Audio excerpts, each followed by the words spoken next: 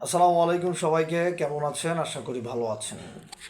যেভাবে যুক্তরাষ্ট্রকে মোকাবেলা করবে রাশিয়া, কিভাবে মোকাবেলা করবে? আসলে রাশিয়ার কি যুক্তরাষ্ট্রের সমকক্ষ কোনো রাষ্ট্র, বা তাদের কি সেই ধরনের কোনো যুক্তরাষ্ট্রের সমান শক্তিশালী অস্ত্রশস্ত্র, তারপরে আকাশ প্রতিরক্ষা থেকে শুরু করে সামরিক দিক থেকে শক্তিশালী, বা অর্থনৈতিকভাবে তারা কতটা শক্তিশালী, সামরিক, অর্থনৈতিক, রাজনৈতিকভাবে তাদের যে শক্তি, এই শক্তিটি কি তারা যুক্তরাষ্ট্রের সাথে পেরে উঠবে? এই বিষয়টি আসলে এখন আমাদের মাথায় ঘুরপাক খাচ্ছে। বলা মুশকিল হয়ে যাচ্ছে যে কি হচ্ছে কি হবে। রাশিয়া যুক্তরাষ্ট্র যদি বেজে যায় যুদ্ধ, সেক্ষেত্রে তৃতীয় বিশ্বযুদ্ধের যে বিষয়টি, সেটা কিন্তু আসলেই সত্য হতে যাচ্ছে। বিশেষ করে ইউক্রেনকে নিয়ে যে পরিমাণ হুমকি ধুমকি রাশিয়া খাচ্ছে গত কিছুদিন যাবৎ, অলরেডি ট্রাম্প প্রশাসন প্রায় 10 দিনের একটি আলটিমেটাম রাশিয়াকে দিয়ে দিয়েছে যে রাশিয়া যদি যুদ্ধ বন্ধ না করে, সেক্ষেত্রে রাশিয়াকে কঠিন কঠিন শুল্ক আরোপ সহ বিভিন্ন বাণিজ্যিক নিষেধাজ্ঞা সহ ইউরোপের সাথে সমস্ত ব্যবসা বাণিজ্যের যে তাদের লেনা দেনা সব কিছুই তারা বন্ধ করে দিবে।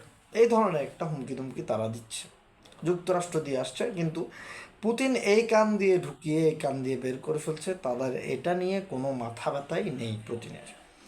পুতিন তার গতিতে সে যুদ্ধ চালিয়ে যাচ্ছে এবং রাশিয়া আরও শক্তিশালী হয়ে উঠছে। আপনি দেখেন, এই যে তাদের ঠান্ডা যুদ্ধ বা শীতল যুদ্ধ বা স্নায়ু যুদ্ধ, যেটাই বলেন না কেন, এই যুদ্ধ কিন্তু যুক্তরাষ্ট্রের রাশিয়ার প্রায় গত অনেক বছর যাবৎ চলে আসছে।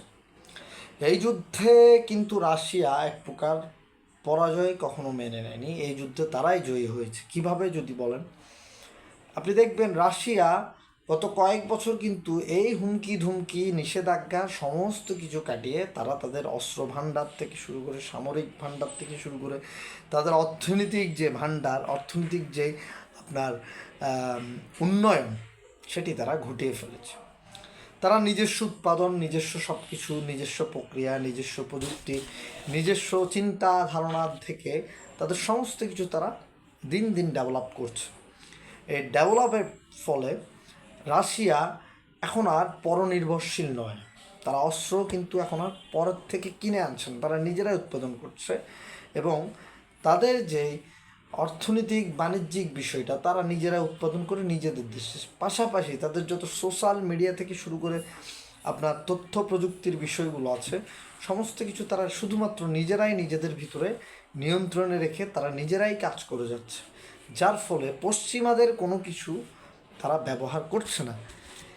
এই কারণেই পশ্চিমাদের যত ক্ষেপ এবং পশ্চিমাদের যত ভয় যে রাশিয়াকে আসলে তারা বুঝতে পারছে না।